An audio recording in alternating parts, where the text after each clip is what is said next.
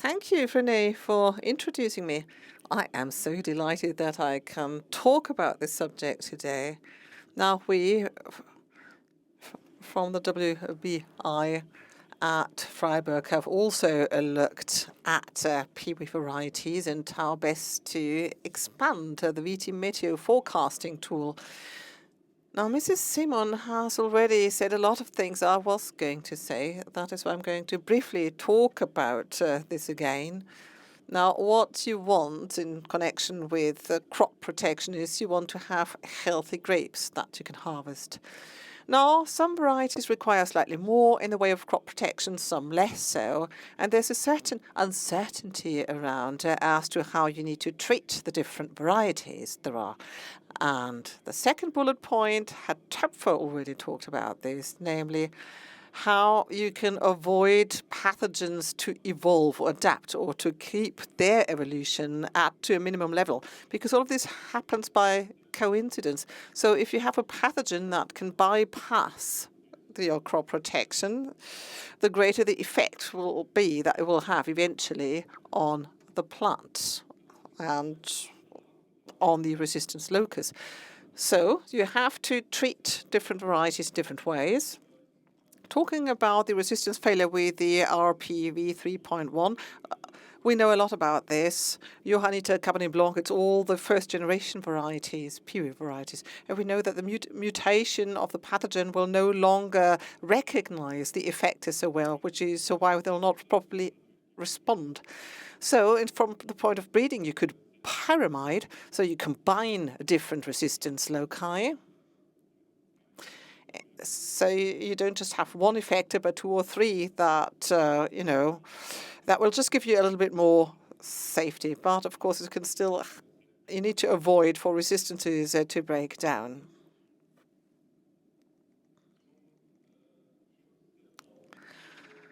On the subject of protecting grapes, obviously we want to harvest healthy grapes, but there can be large differences, as we find each year.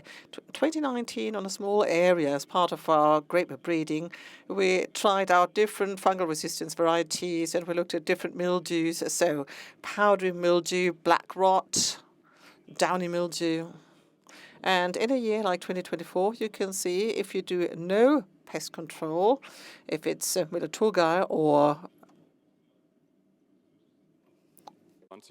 Pinot Blanc. And there are different kinds of peewee varieties. Last year, we only had 10% of harvest missed, but in some years it can be as high as 50%. So if you don't treat your peewee, that is quite a large loss. So determining susceptibility, we developed a test system at Freiburg, as part of which we characterized different varieties with a view to their susceptibility to peronospora on grapes. So we did this on potted vines, which you can see on the one picture, 400 potted vines of different peewee varieties in a greenhouse. And we then infected them during different phenological stadii.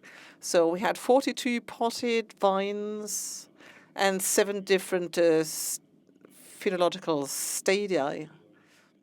So finally, we had infected all the grapes and 1 infection per potted vine.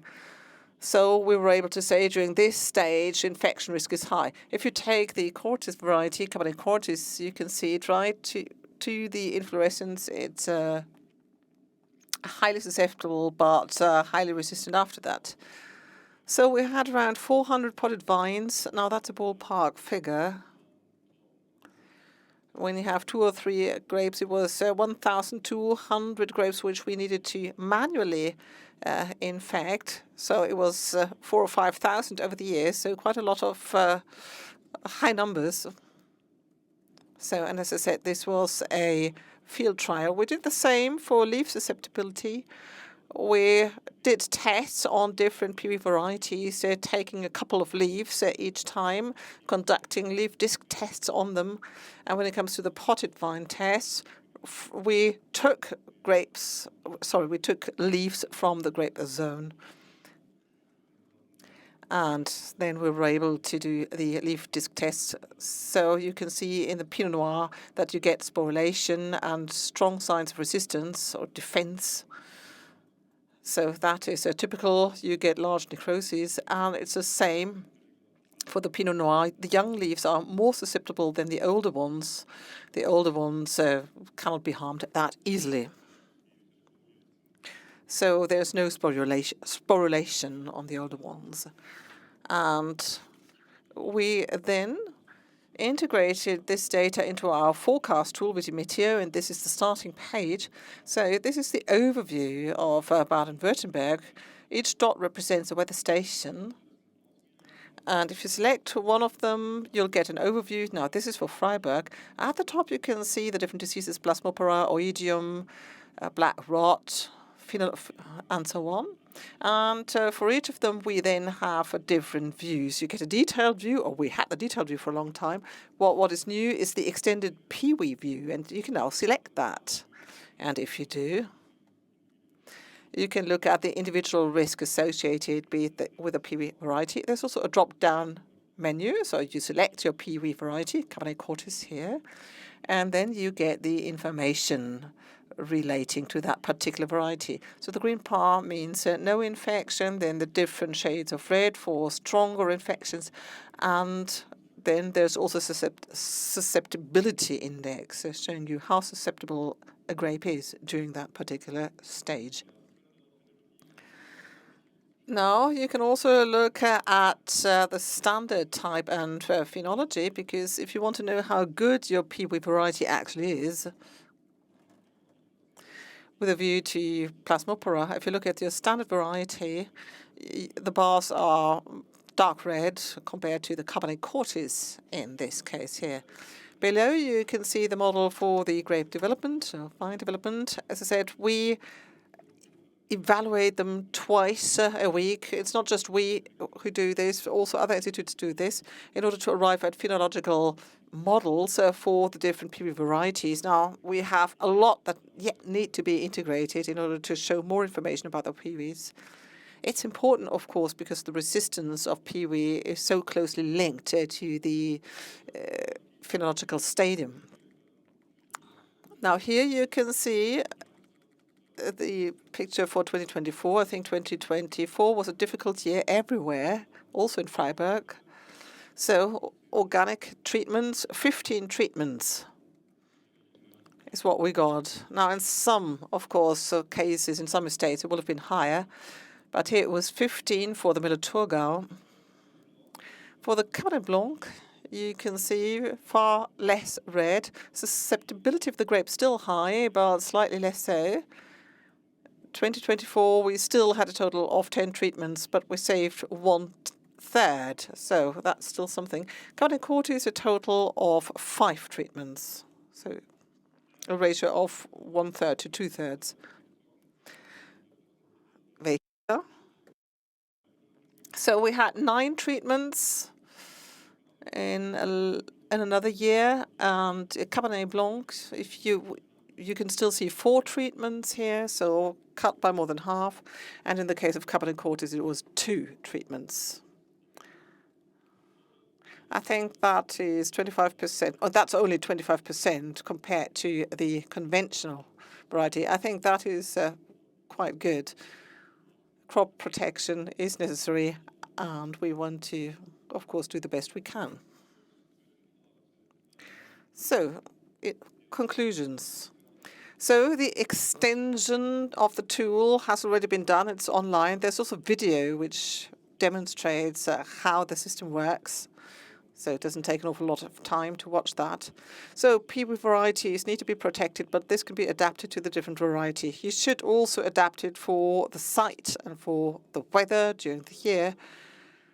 At the moment, we've integrated 60 Peewee varieties. Of course, we weren't able to test all of them using this sophisticated system.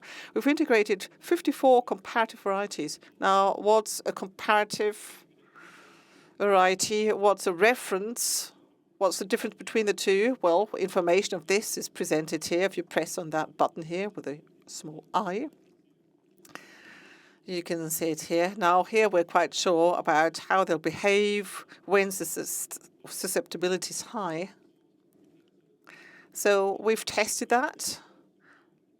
And then we've got these comparison varieties, which were also classified. Now, we used the reference loci, of course, mostly, even though we knew that the varieties don't always behave as you would expect them to on paper.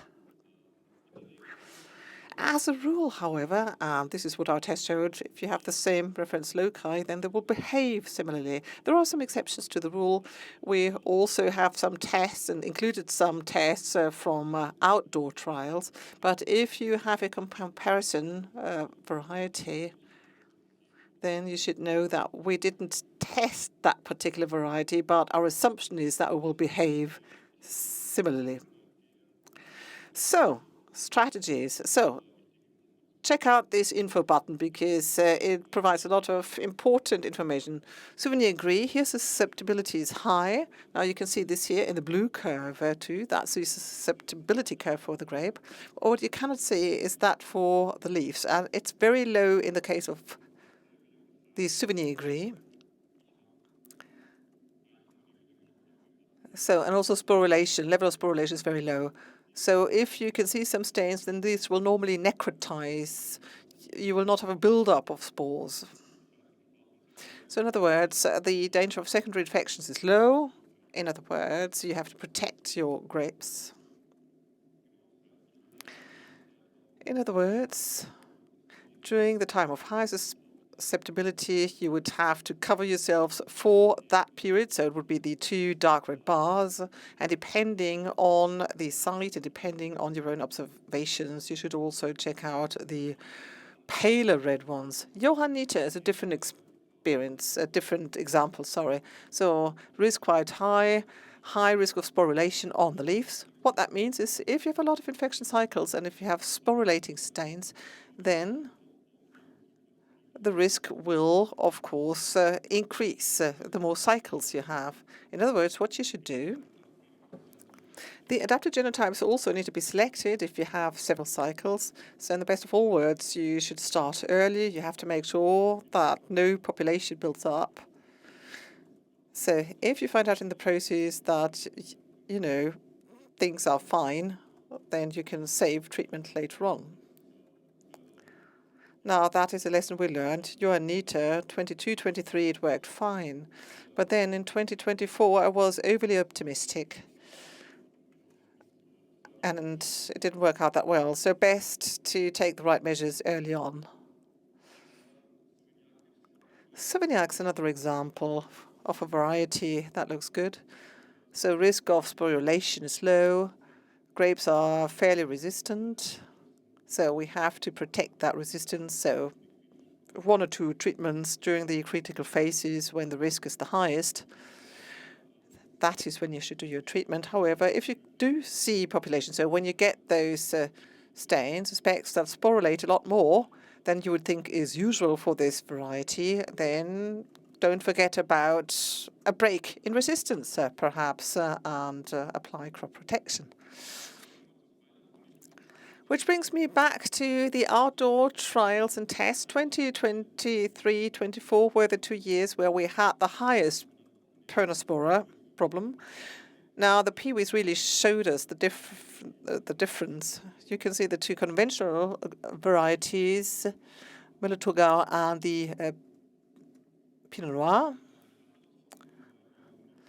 Here, the 2 standards, 100% grape failure if you don't do, in the case of no crop protection. So lots of red during the stages where no crop protection was applied. So 2023, a high level of infections, if you look at it. Sorry, 2021. So wetter leaves. But for the varieties, as you can see, the result it had. Souvenir Gris 2024, infection on the varieties, 15%, then double that. If you look at this, the grapes are susceptible for a long time in the case of the Sauvignon Gris. So PVCH 75, so that is until you have the grapes on the vine. And if there are infections, and you can only see 2 dark red bars, lower many more, especially after the flowering, many more. Because of that, there were harvest losses, significant harvest losses. So when it comes to the leaves, susceptibility is quite low. So similar with the Calatis Blanc 2024, around about 10% grape loss. 2024, almost 30. And as you can see, well, hardly any strong infections during the time when the grapes were susceptible. Whereas below, you have really dark red, several days of infections going on. Because of this, you have the great differences. Now, towards the end, even when there was no grape susceptibility, you still have a fairly long term while your infection still persists. So the danger of sporulation on the leaves is high. And if you know the genotypes, then you might want to take measures in order to control the situation.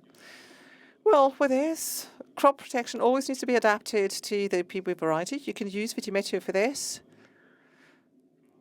Well, generally speaking, in the case of downy mildew and peewee, if you apply protection early, then that's a good idea because the susceptibility tends to be the highest at the beginning. I think you can actually make that blanket statement.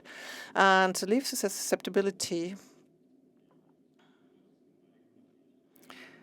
in leaves that are prone to sporulation, of course, is high, so you have to take measures. So also powdery mildew is a real challenge, especially in the future. We know resistance loci. If you look at which ones are involved in the varieties that we grow, it's always the same ones, Ren 3 and Ren 9. These are the well-known ones. Of course, probably there are more. It seems that different varieties behave in different ways. But I can only recommend that you take your own experience into account. You will have seen how the variety fared and what you need to do.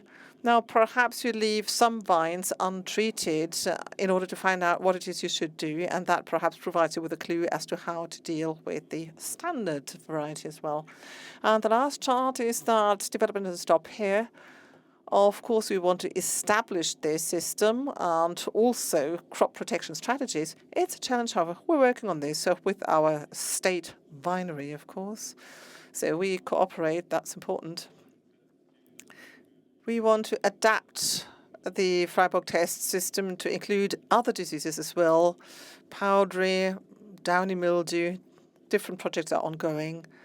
For example, on black rot as well. So hopefully that will help us to advance. And we've also supported another new project, which is the EPA project, which is about adapting populations to the resistances and what you can do in order to achieve that. Now, even though this system may look as though it's already complete, but it isn't, because varieties change all the time. And even more importantly, pathogens change all the time. That is why we will continue to work on this. No, when you press this info button I talked about, make sure you press it again next year around, because it might contain different information. So thank you very much for listening. If you have questions, I'm happy to answer them.